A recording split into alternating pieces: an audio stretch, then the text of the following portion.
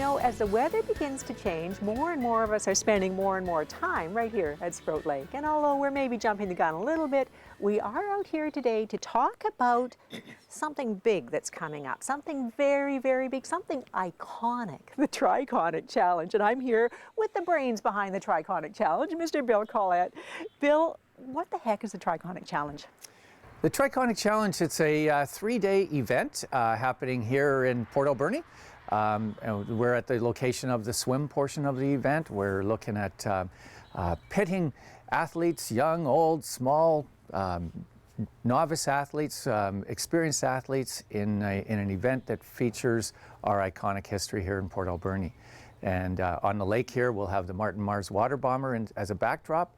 We'll have the drink water tug, which is part of Sprout Lake Landing.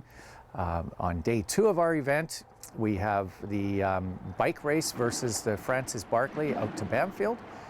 Day 1, because the swim is kind of backwards, we're doing the swim last, good reasons for that, but day 1 is the race the train. So we have a 1929 steam train here in Port Alberni, and we race that out to McLean Mill, and some racers will actually do larger distances than that, but so yeah, that's what we've got going.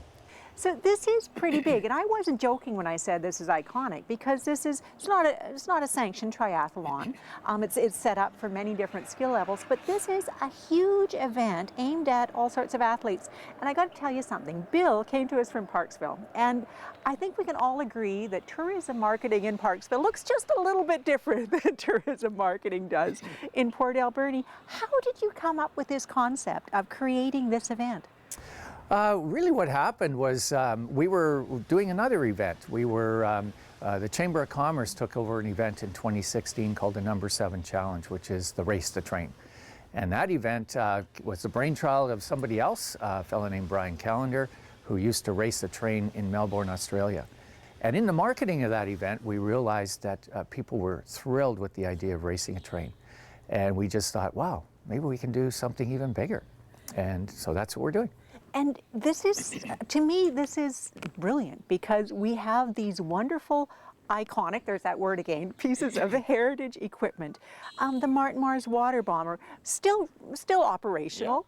Yeah. The Lady Rose Marine operation with the Francis Barkley, still very much a working piece of our valley.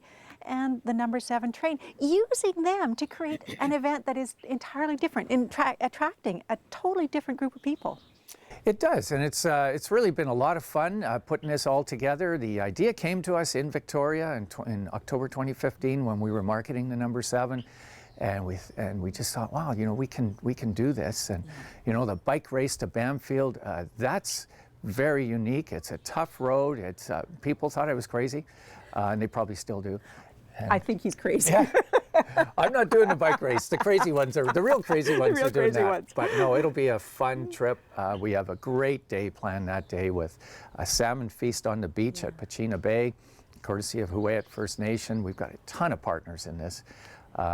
So that'll feature the Francis Barkley. People will get a ride back on the Barkley. They'll get a massage.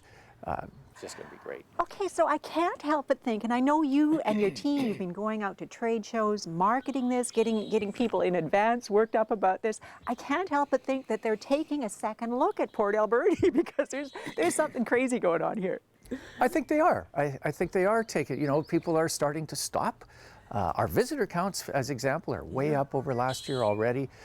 Even though the weather hasn't been favorable, it's still really, really positive, and people are thrilled with this idea. So yeah, we're excited about it. Oh, well, I'm excited about it, and I've got to say, I am not riding a bike or swimming, but I will be involved, because there are other opportunities for people to come out and be part of this, aren't there? Oh, absolutely. We're looking for volunteers. We're gonna get Nancy somewhere out there. That's for sure. That's a given. So she won't be getting off without helping us out. So. I think I'm going to get in on that salmon barbecue. I mean, that's my part of it, getting in on that. Now, people out there are going to want to find out more. Where can they find out all the details about what's happening and how to get involved themselves? The best way is go to our website. It's Conic, so TRICONIC.ca.